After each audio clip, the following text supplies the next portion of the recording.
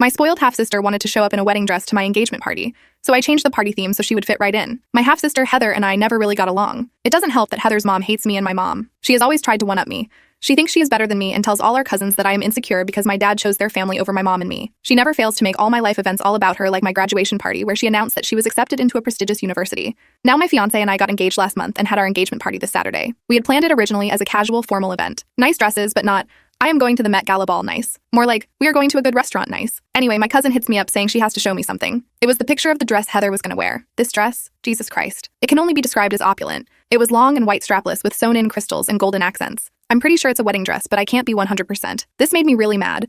I started texting people telling them that there had been a change of plans, and instead of a casual formal, I decided to have a costume party. My mother's side is crazy for Halloween, so they were immediately on board. I told my father via text and asked him to relay the message to Heather and her mother, knowing full well that he would forget or leave it to the last minute. Saturday comes along and guests start showing up. Most of them are in costumes and some didn't have time to get one.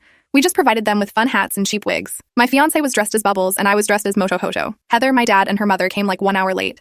As soon as she noticed that everyone was either wearing elaborate costumes or weird accessories, and she didn't stand out, she lost it. Especially when my fiancé came along and told her that her bride dress looked amazing for a cheap costume. She left crying, and her mother and my father told me that I was being childish, and I could have told Heather myself and not have tasked my father. Update. My father tried to pick me up at work, but I immediately walked past him like I didn't know him. So he walked next to me while I went to my car. While walking, he was trying to get me to apologize to Heather and her mom. He said that I should be the bigger person, and that I know how both of them are. I just told him that he must be mistaken because my father is dead. He stopped and just stood there as I drove off. The next day, I got a cease and desist letter from my half-sister. It was very vague and weird, but we quickly found out that it was only a Google copy of pasta.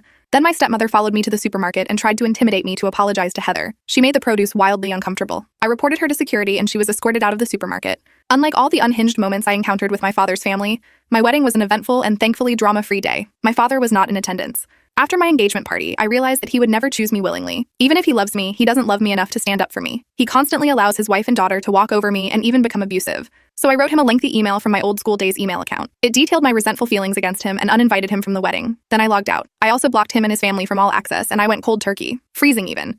I changed phone providers and deleted my social media accounts for a while. He did try to contact me through my mother. She said it was just upsetting, so I told her I did not want to know. I just cut him off.